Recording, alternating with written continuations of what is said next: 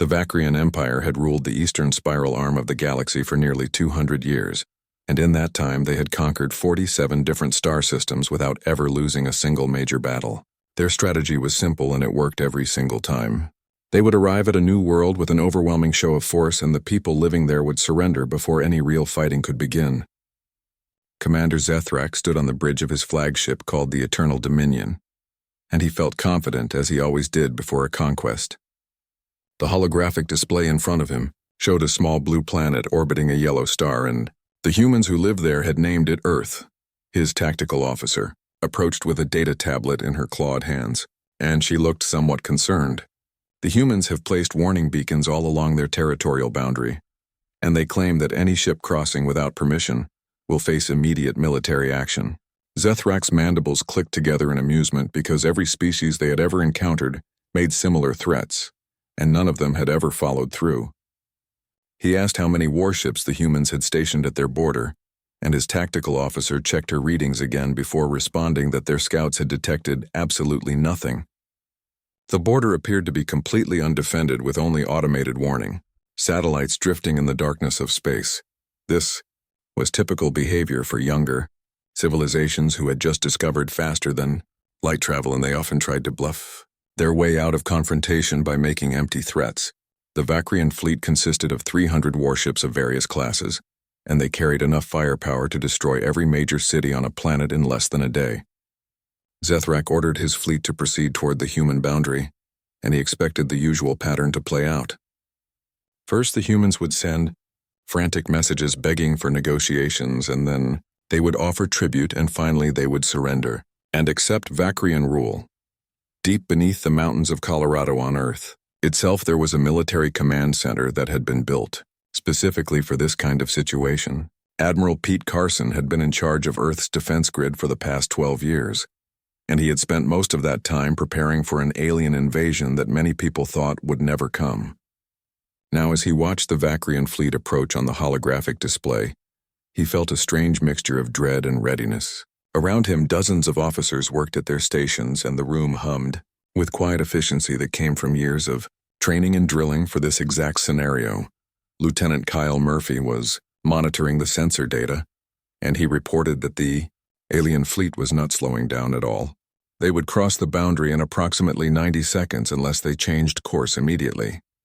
Admiral Carson asked if the aliens had responded to any of the warning messages that Earth had been broadcasting continuously for the past 6 hours. Murphy shook his head and confirmed that all 72 separate warnings had been completely ignored by the approaching fleet. Carson turned to Captain Lisa Bennett, who was responsible for managing Earth's defensive systems, and he asked for a status report on the perimeter defense network. Bennett checked her console and confirmed that all systems were active and fully synchronized. Every component of the defense grid was ready to activate the moment the alien ships crossed the invisible line that humanity had drawn in space. The room fell into an almost oppressive silence as everyone watched the countdown clock, ticking down second by second. The Vacrian fleet had been warned in their own language using translation software that human scientists had developed from earlier contact attempts with other species. Each warning message had been clear and specific about what would happen if they crossed the boundary without authorization. The messages explained that Earth had deployed a defensive system that would disable any unauthorized vessels, and that retreat would become impossible once they entered the zone. The warnings had included technical, data, and even mathematical proofs showing exactly how the defense system worked, but the Vacrians had ignored every single message. Murphy's voice cut through the silence as he announced that the alien fleet had just crossed the boundary marker. Admiral Carson took a deep breath and looked around at the faces of his crew. These men and women had spent years preparing for this moment, and now it was finally here. He gave the order to activate Protocol Lighthouse, and Bennett's fingers moved across her console with practiced precision on the Vacrian flagship commander. Zethrak noticed a brief flicker in the lighting systems, but it stabilized almost immediately. He demanded a report from his engineering officer, who studied her instruments with a confused expression on her scaled face. She reported minor power fluctuations throughout the ship, but nothing that seemed critical or dangerous. The quantum drives that powered their faster-than-light travel were operating at 93% efficiency, which was slightly below normal but still well within acceptable parameters. Zethrak ordered the fleet to continue forward because small technical glitches were common when traveling through unknown space, and he assumed this was nothing more than interference from the local star.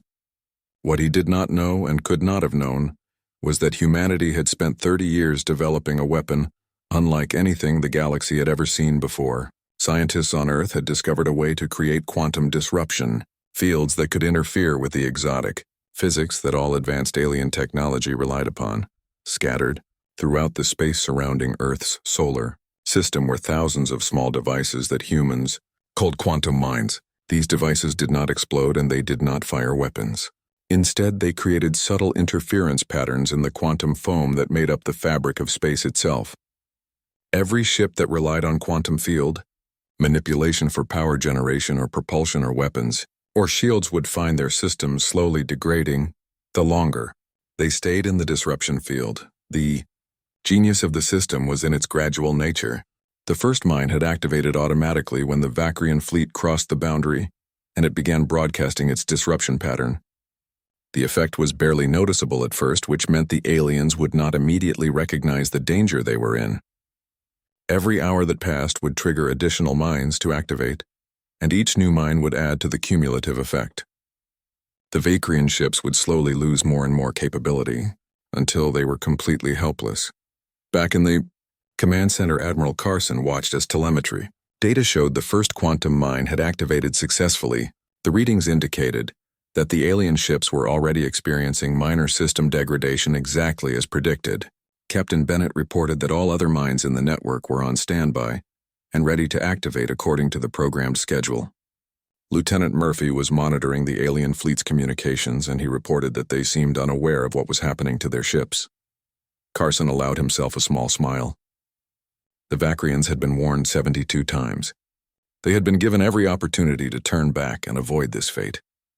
Humanity did not want war and did not want to kill anyone, but they would absolutely defend their home and their people. The trap had been set years ago, and now it was springing closed around an enemy who had ignored every warning and every chance to retreat.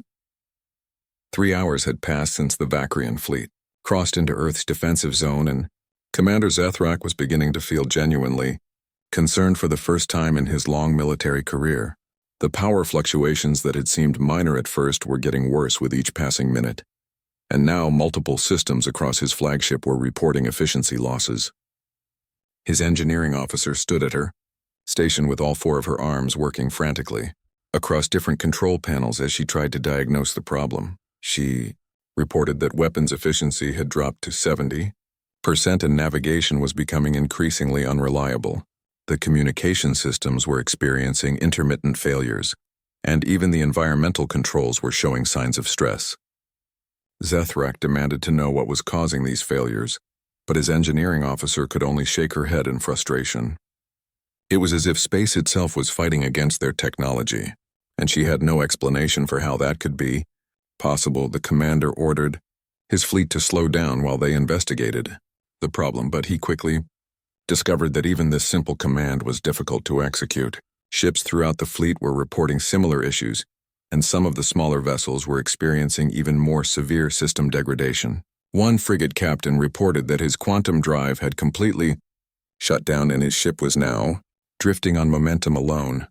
Back on Earth in the command center, Captain Lisa Bennett was tracking the Vakrian fleet's deteriorating condition with satisfaction. The quantum mines were performing exactly as the scientists had predicted, and at the current rate of degradation, the alien ships would lose all primary systems within 18 hours. Admiral Pete Carson asked about the aliens' ability to retreat back across the boundary, and Bennett checked her calculations before responding. The quantum drives on most of their ships were already operating below the threshold needed for interstellar travel, which meant the Vakrian fleet was effectively trapped in Earth's solar system. Lieutenant Kyle Murphy suddenly straightened in his chair and announced that 12 smaller ships had broken away from the main alien fleet. The sensor data showed they were accelerating toward Earth at maximum speed, and it appeared they were attempting some kind of desperate attack run. Carson nodded calmly because this possibility had been planned for, and he gave the order to launch the interceptors from hidden positions.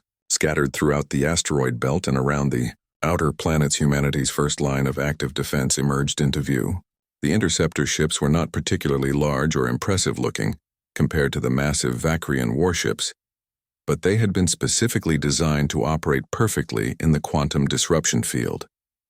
While the alien vessels struggled with failing systems, the human interceptors moved with flawless precision and responded instantly to their pilots' commands. Commander Jake Sullivan led the interceptor squadron, and his ship handled like a dream as he accelerated toward the approaching Vakrian vessels.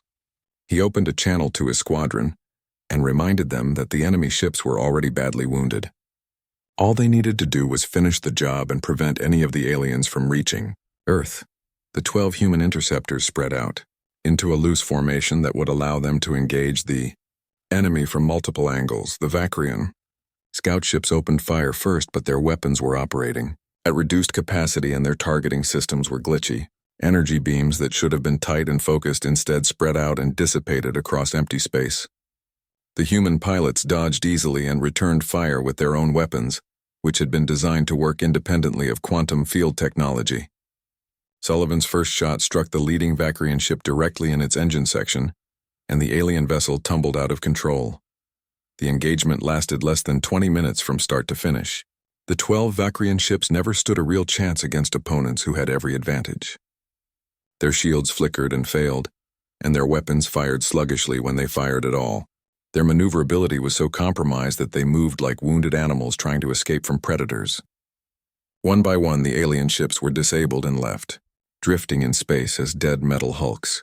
Commander Zethrak watched the destruction of his scout force on his view screen and felt something he had not experienced in decades. It was fear mixed with disbelief and a growing sense that he had made a terrible mistake. The humans were supposed to be a minor civilization, barely capable of traveling between planets in their own system. Intelligence reports had described them as primitive and disorganized, but everything he was seeing contradicted those reports completely. He ordered his communications officer to establish a channel with the human leadership, and after several attempts, the connection was made. The image that appeared on his screen showed an older human male with gray hair and calm, steady eyes that seemed to look right through him.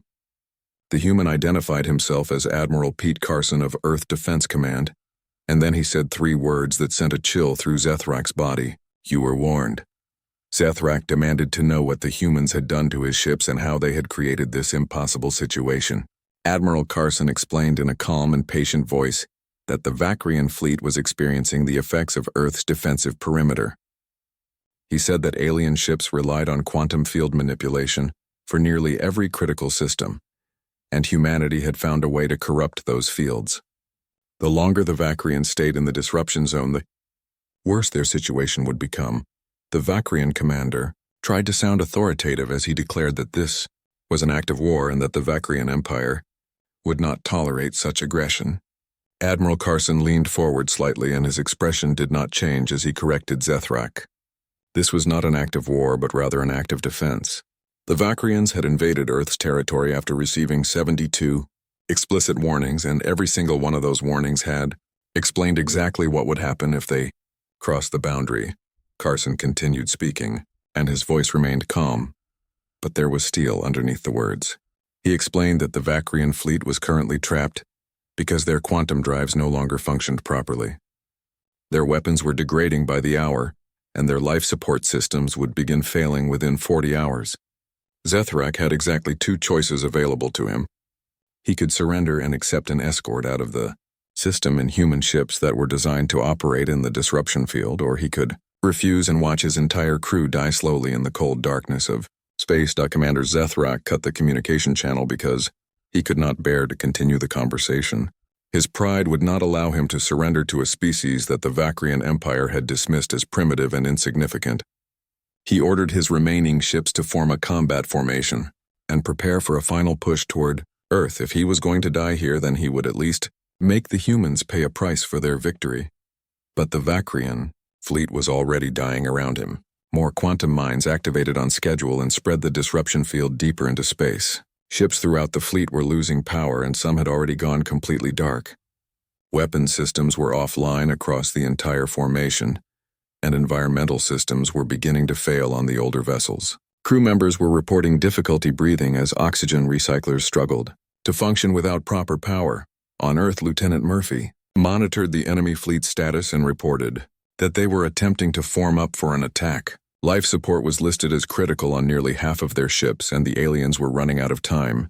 Admiral Carson ordered another message sent offering immediate medical aid if the Vakrians would surrender, but he was not optimistic about their response.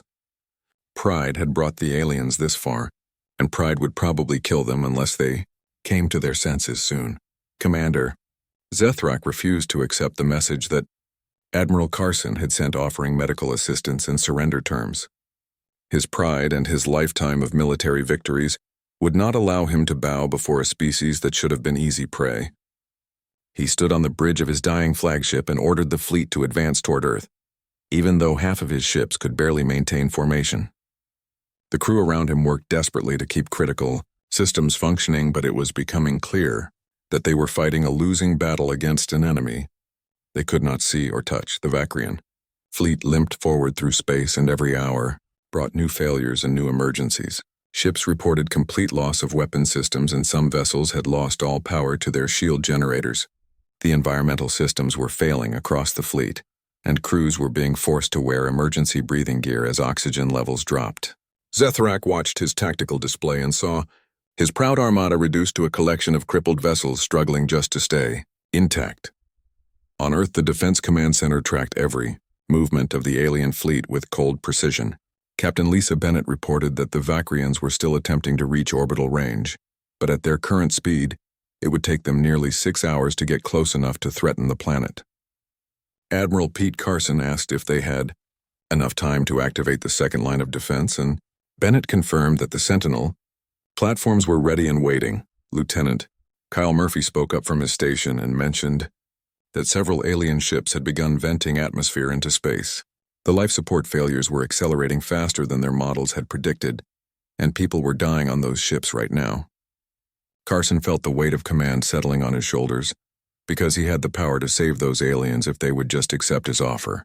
He ordered another message transmitted to the Vakrian commander, but this time he made it clear that this was the final opportunity. The message appeared on Zethrak's barely functioning view screen, and Admiral Carson looked directly at him through the crackling static. The human admiral explained that people were dying unnecessarily, and that human rescue teams were standing by ready to provide life support and medical care. All Zethrak had to do was power down his weapons and accept the help that was being offered. Carson's voice was firm but not cruel as he stated that pride was not worth the lives of thousands of crew members who were simply following orders. For a moment, Zethrak wavered as he looked around his bridge and saw his crew struggling to breathe. His first officer had collapsed at her station, and medical teams were trying to revive her with emergency oxygen. The lights were flickering and the temperature was dropping as environmental controls failed. He could hear alarms blaring throughout the ship, and he knew the same scenes were playing out across his entire fleet. But then his training and his indoctrination reasserted themselves, and he convinced himself that the humans were lying. They would not really help a defeated enemy, and this was just another trick. He ordered his ships to continue forward and to prepare to fire whatever weapons still functioned. If they could get close enough to Earth, perhaps they could force the humans to deactivate the disruption field in exchange for not attacking the planet. It was a desperate plan built on false assumptions and doomed to failure, but Zethrak could not see any other path forward that did not involve surrender. Admiral Carson watched the alien fleet continue its advance, and he shook his head sadly. He had given them every chance, and they had refused every offer of mercy. Now he had no choice but to activate the final defensive measure to protect Earth and its people. He gave the order to bring the Sentinel platforms online, and Captain Bennett transmitted the activation codes throughout Earth's orbital space massive weapons. Platforms that had been hidden and dormant suddenly came to life. The Sentinels had been built in secret over the course of 20 years, and each one represented a significant portion of humanity's industrial capacity. They were not ships but rather fixed fortifications, designed to defend specific approach vectors to Earth. Each Sentinel carried enough firepower to engage multiple capital ships simultaneously, and unlike the alien vessels, they were completely unaffected by the quantum disruption. Field Captain Greg Howard commanded Sentinel Station 7, which was positioned directly in the path of the advancing Vakrian fleet. His crew had been waiting for weeks watching the alien approach, and now they finally had permission to engage. Howard requested authorization to fire, and Admiral Carson gave his approval with one critical instruction. Disable only and do not destroy. Humanity wanted prisoners for intelligence gathering, and also because it was the right thing to do. The Sentinels opened fire with weapons that had been designed specifically for this purpose. Electromagnetic pulse beams struck the Vakrian ships and overloaded what few systems they still had functioning. Precision kinetic projectiles targeted engine sections and weapon mounts. The alien ships tried to return fire, but their weapons barely functioned, and what shots they managed to fire were weak and poorly aimed. Within 30 minutes, every ship in the Vakrian vanguard had been disabled and was drifting helplessly. Commander Zethrak felt his flagship shudder as multiple impacts struck the hull. Sparks exploded from control panels and the main power systems went completely offline. Emergency lighting cast everything in a dim red glow, and the bridge crew was thrown to the floor as artificial gravity failed. He floated in the darkness, listening to his crew cry out in pain and fear, and he finally understood the magnitude of his failure. The humans had defeated his entire fleet without even breaking a sweat, and they had done it while offering mercy at every step. Another transmission came through on emergency backup power, and Admiral Carson appeared on the screen one final time. The human admiral looked tired but resolute as he delivered what was truly the final warning.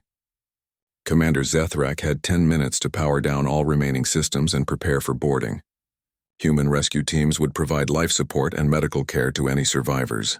This offer would expire in exactly 10 minutes, and after that, the Vakrians would be left to die in their dead ships. Zethrak looked around his bridge and saw crew members who were unconscious from lack of oxygen. He saw young officers who had trusted him to lead them to victory, and instead he had led them to disaster. His first officer, who had been his companion for 20 years, was not moving, and he did not know if she was alive or dead. He thought about his family back on the Vakrian homeworld, and how they would react to the news of his complete defeat. His pride had killed thousands of his people and endangered thousands more. The humans had warned him 72 times and had explained exactly what would happen if he crossed their boundary.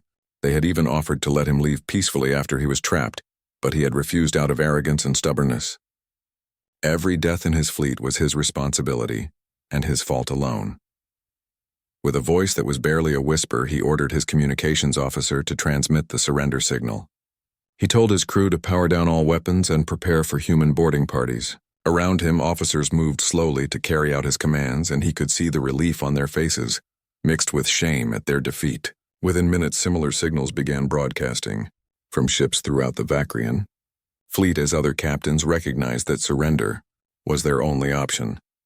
Within 2 hours of the surrender signal, human rescue ships began docking with the disabled Vakrian vessels, and the scene inside those alien ships was worse than anyone had expected. Commander Jake Sullivan led one of the first boarding teams, and he wore a specialized environmental suit that allowed him to operate in the harsh conditions aboard the flagship. The corridors were freezing cold and completely dark except for the lights on his helmet, and he could see his breath forming ice crystals in the air. Bodies floated in the zero gravity, and some of them were still alive but barely breathing in the thin atmosphere. Sullivan's medical team moved quickly through, the ship carrying portable life support units and emergency medical equipment. They found Commander Zethrak still on the bridge, clutching a support rail and struggling to breathe through an emergency mask that was nearly depleted. The human medic named Katie Foster approached him carefully and offered a fresh oxygen supply. Zethrak looked at her with eyes that showed a mixture of shame and gratitude as he accepted the mask and breathed deeply of the clean air. The rescue operations continued for nearly 12 hours as human teams moved through every ship in the Vakrian fleet. They set up temporary life support systems and treated injured aliens with the same care they would show to human casualties. Medical ships arrived from Earth carrying additional supplies and personnel to handle the massive number of wounded. The Vakrians, who were healthy enough to understand what was happening, watched in confusion as their enemies worked tirelessly to save their lives. On Earth, Admiral Pete Carson stood in the observation deck of the command center and watched the rescue operations through the large windows that looked out into space. Major Chris Patterson joined him carrying a data tablet with preliminary casualty reports. Patterson reported that 287 Vakrian ships had been captured intact, and only 13 had been completely destroyed during the attempted breakthrough.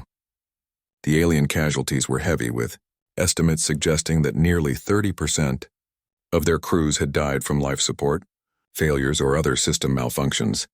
Carson asked about human casualties, and Patterson smiled slightly as he reported 0 deaths and only 3 minor injuries that occurred during the boarding operations. 1 technician had twisted his ankle, and 2 others had suffered minor cuts from sharp metal edges on damaged alien ships. It was an almost unbelievable result, considering they had just defeated a fleet of 300 warships. The admiral asked about the quantum disruption field, and Patterson explained that the shutdown sequence had already begun. It would take approximately 1 week to safely deactivate all the mines scattered throughout the system, and after that they would be collected and reset to their standby positions. The technology had worked exactly as designed, and the engineering teams were already analyzing the data to make improvements for future iterations. Carson turned away from the window and looked at the younger officer with a serious expression. He asked Patterson to make sure that everything about this engagement was thoroughly documented, because it needed to become a case study for every military academy in human space.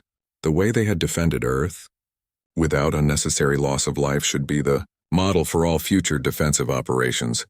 Patterson hesitated before asking a question that had been bothering him since the engagement began. He wanted to know why humanity had warned the Vakrians so many times when they could have simply let them cross the boundary and sprung the trap immediately. Carson considered the question carefully before responding, and his answer revealed the philosophical foundation of Earth's defensive strategy. The admiral explained that humanity was not composed of monsters and that they did not want to kill anyone if it could be avoided. The warnings gave the Vakrians every possible opportunity to turn back and avoid the trap entirely. Some civilizations might view such mercy as weakness, but Carson believed it was actually humanity's greatest strength. They defended themselves when necessary, but they never sought violence for its own sake. Patterson realized the deeper implication of this approach and mentioned that word of this engagement would spread throughout the galaxy. Every alien civilization would hear about how humanity had defeated a superior force through clever strategy and advanced technology while still offering mercy to their defeated enemies. Carson nodded in agreement and said that this message was worth more than destroying 1,000 fleets through pure military might. The Vakrian prisoners were transported to secure facilities that had been built in the asteroid belt specifically for this purpose.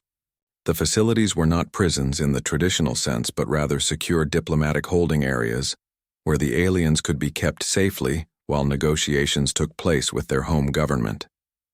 The Vakrians received medical care and proper food and living conditions that were appropriate for their biology. Human guards treated them with professional courtesy rather than cruelty or contempt. Commander Zethrak was separated from his crew and placed in a private facility where he could be debriefed by human intelligence officers. Lieutenant Katie Foster, who had been part of his rescue team, was assigned as his primary medical attendant, and she visited him daily to monitor his recovery. The Vakrian commander was physically healthy but emotionally devastated by the magnitude of his defeat and the deaths he had caused through his arrogance. During one of her visits, Katie sat down across from Zethrak and asked him why he had ignored the warnings. The commander was silent for a long time before finally admitting that he had not believed the humans were capable of backing up their threats. Every other species the Vakrians had encountered had made similar warnings, and none of them had proven able to stop the Imperial fleet. He had assumed Earth would be no different, and that assumption had cost thousands of lives. Katie listened without judgment and then told him something that seemed to surprise him. She explained that humanity understood the temptation of arrogance because they had experienced it themselves throughout their own history. Humans had fought countless wars against each other based on assumptions of superiority, and every one of those wars had taught painful lessons. The quantum disruption field and the defensive strategy they had used were born from those lessons and from a determination to defend themselves without becoming the aggressors.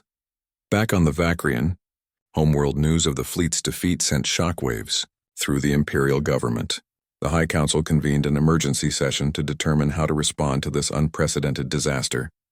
Some council members called for immediate retaliation, and the deployment of an even larger fleet to crush the humans. Others argued that such an action would be foolish given that they still did not understand how Earth's defensive technology worked. The debate raged for days until, finally, a transmission arrived from Commander Zethrak himself. The message had been recorded in his holding facility and transmitted through secure channels with human approval. In the recording, Zethrak took full responsibility for the disaster and explained in detail how humanity had defeated his fleet.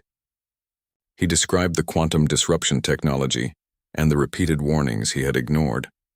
Most importantly, he described how the humans had offered mercy multiple times, and how they were currently providing medical care to the survivors. The commander ended his message with a recommendation that shocked the High Council.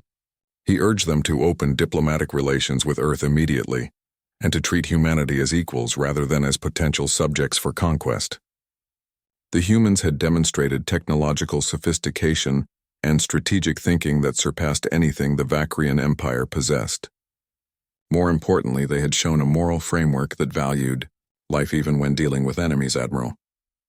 Carson received word that the Vakrian government had agreed to open formal diplomatic channels, and he felt a sense of relief wash over him.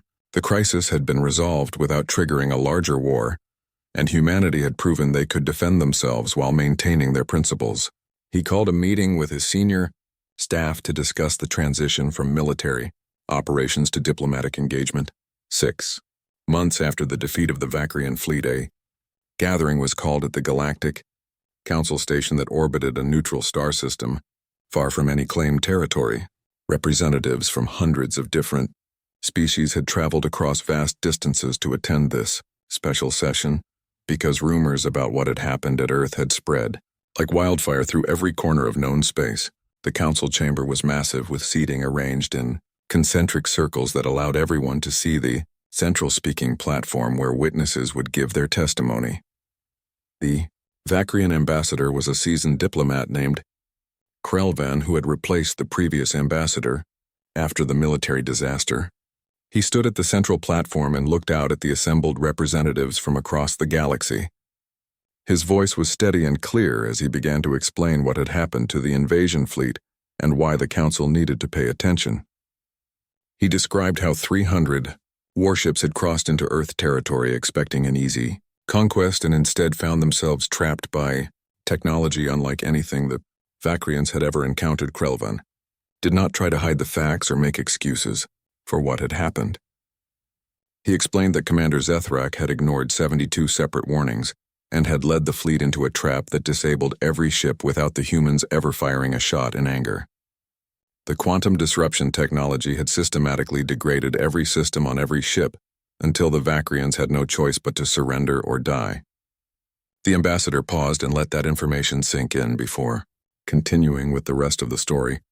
Representative from the Thaxian Confederation interrupted and asked if the Vakrians were suggesting that humanity posed a threat to galactic security. Krelvan shook his head and explained that this was not the message he was trying to convey. The humans were formidable, and their technology was sophisticated beyond anything the Vakrians had predicted, but more importantly, they were reasonable. After the surrender, human rescue teams had provided medical care and had treated the prisoners with dignity and respect. Commander Zethrak had been tried by his own people, rather than executed by the humans, and diplomatic relations had been opened between both civilizations. Another voice called out from the audience asking about the quantum disruption mines and whether such technology could destabilize all interstellar travel throughout the galaxy. The concern was obvious because if humanity could deploy this technology offensively, then no species would be safe. Before Krelvan could respond, a holographic image appeared in the center of the chamber, showing a human woman in formal diplomatic attire. She smiled politely and identified herself as Ambassador Nicole Price, representing Earth at this council session. Nicole addressed the concerns about the quantum disruption technology directly and, without any evasion, she explained that the field was purely defensive in nature and could only be activated within clearly designated borders. The technology required weeks to establish properly and could not be moved or deployed rapidly, which made it useless as an offensive weapon. Earth had already shared the complete technical specifications with the Council to demonstrate that there was no way to weaponize the system for aggressive purposes. A council member pointed out that humanity had essentially built a cage around their own solar system. Nicole corrected this characterization firmly but politely, and explained that they had built a shield rather than a cage. The defensive perimeter had been established with full warning to all potential visitors, and the boundaries had been clearly broadcast for years before the Vacrian fleet arrived.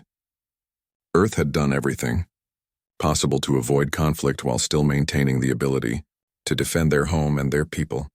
The Thaxian representative spoke again and asked what humanity's intentions were now that they had defeated a major galactic power. Would Earth seek revenge against the Vacrian Empire, or would they use their victory to demand territorial concessions? Nicole's answer seemed to surprise many of the assembled diplomats because it went against the expected pattern of galactic politics.